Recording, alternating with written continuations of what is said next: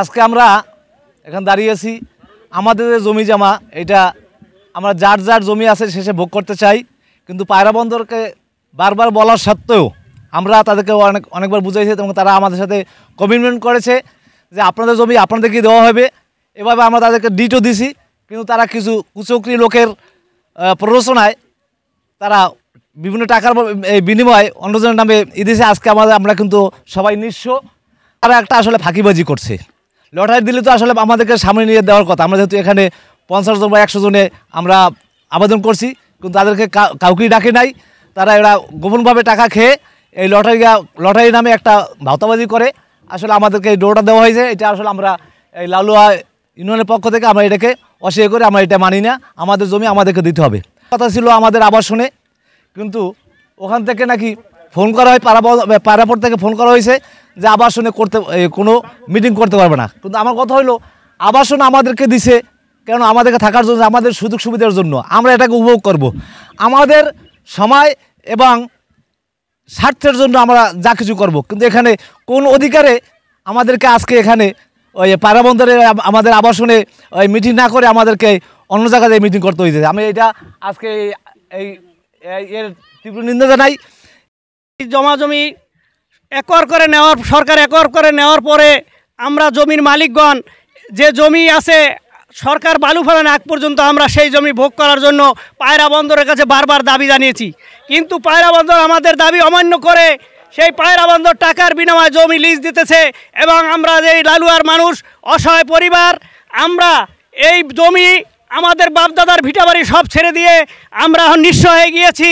কিন্তু পায়রা বন্দর আমাদের কথা তারা কোনোদিনও মানতে চায় না। তারা জোরপূর্বক আমাদের সেই জমি জমা তারা ভোগ করতে চাচ্ছে। এবং আমাদেরই এই লালুয়ার কিছু কুচক্র মহল তারা টাকার বিনিময়ে ওই পায়রা বন্দর থেকে জমি লিজ এনে আমাদের এই অসহায় পরিবারকে ওই জমি থেকে উঠিয়ে দেওয়ার জন্য পায়তারা চালাচ্ছে। আমরা আমাদের এই জমা জমি আমরা নিজেরাই ভোগ করব। ওই দালাল বাহিনী যদি মাঠে আসে তাহলে আমরা তাদেরকে প্রতিহত করব ইনশাল্লাহ। সবাই একাত্মবদ্ধ ঘোষণা করে যাবেন আজকে আমরা এই জমি কোনোদিন লিজ দিতে দেব না। যখন সরকারের প্রয়োজন হবে, সরকার বালু ফেলালে আমরা ওই জমি ছেড়ে দিয়ে উঠে যাব। বারবার আমরা এই প্রতিজ্ঞাবদ্ধ পায়রা বন্দরের সাথে করেছিলাম। দীর্ঘদিন ধরেই আমাদের এই অধিগ্রহণকৃত জমি আমাদের আওতায় রাখার জন্য, এবং তারাই আশ্বস্ত করেছিল আপনাদের জমি আপনারাই খাবেন। কিন্তু দেখা গেল এক শ্রেণীর অসাধু লোক তারা টাকার বিনিময়ে তারা এইটা লিজ নিয়ে এই জনগণকে বঞ্চিত করেছেন। লিজ দিয়েছেন, এই লিজ কর্তৃপক্ষ তারা যেন যে কয়জনে লিজ পেয়েছে তাদেরকে ডেকে, এবং তাদেরকে যে চিন্তাভাবনাই হোক তাদেরকে ডেকে যেন এভাবে যে জনগণ যেন জমি পায় সেভাবে ওটা সুব্যবস্থা করার জন্য আমরা অনুরোধ করছি। আমরা দীর্ঘ এই 2 বছর পায়রা বন্দরের কে সতর্ক করে দেওয়ার জন্য আমরা বারবার মানববন্ধন করতে যাচ্ছি, এবং আমরা তাদের সাথে সাক্ষাৎ করেছি যে আমাদের এই পূর্ব মালিক যারা আমরা ছিলাম, এই জমি যারা পায়রা বন্দর আমাদের যে চারযোগ্য জমি অধিগ্রহণ করেছে, আমরা সেই জমিটা পায়রা বন্দরের মাধ্যমে আমরা যারা ক্ষতিগ্রস্তকারী আছি তাদের মাধ্যমে আমরা আমাদের ক্ষতিগ্রস্ত কৃষকেরা চাষাবাদ করে ভোগ করতে পারে সে ব্যাপারে একাধিকবার আমরা পায়রা বন্দর ঊর্ধ্বতন কর্মকর্তাদের সাথে আলাপ আলোচনা করেছি, এবং তারা আমাদের সাথে সম্মতি জ্ঞাপন করছে। এবং ইতিপূর্বে তারা লিচের নোটিশ করে, এবং এখানে আমরা জেনেছি লিচের আবেদন করেছে 120 জন, সেক্ষেত্রে মাত্র 24 জনকে তারা লিজ বিতরণ করেছে, এবং এটা সম্পূর্ণভাবে অবৈধভাবে লিজ বিতরণ করেছে।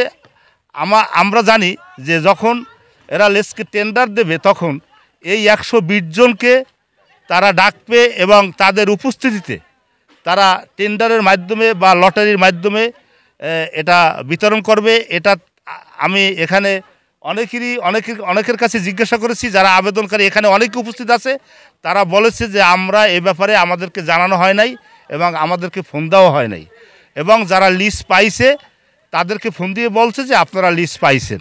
এখানে দেখা গেছে যে একটা ঘরের মধ্যে স্বামী স্ত্রী দুইজনের নামে লিস্ট দেওয়া হয়েছে এবং ভাই বোনের নামও লিস্ট দেওয়া হয়েছে, এবং একটা ফ্যামিলির ভিতরে 3 জনের নামও লিস্ট দেওয়া হয়েছে। এবং মূলত যারা এই পূর্ব জমির যারা মালিক ছিল তারা এই লিস্ট থেকে বঞ্চিত হয়েছে, তারা যেন জমি ফিরিয়ে পায়। আমি পায়রা বন্দরের ঊর্ধ্বতন কর্মকর্তার দৃষ্টি আকর্ষণ করছি এবং আমি জেলা ডিসি মহোদয়ের দৃষ্টি আকর্ষণ করছি, যারা ক্ষতিগ্রস্ত হয়েছে তাদের মাধ্যমে যেন এই জমিটা বিতরণ করা হয়। এটা আমার কলাপাড়া উপজেলা বিএনপি হাজী হুমায়ুন শিকদারের এই নির্দেশ এবং আমার নেতা জনাব AVM মোশাররফ সাহেবের নির্দেশ, যেন তাদেরও বক্তব্য যেন যারা ক্ষতিগ্রস্ত আছে এবং তাদের মাধ্যমে যেন এই জমিটা এই পায়রা বন্দর থেকে বিতরণ করা হয়। ধন্যবাদ সবাইকে।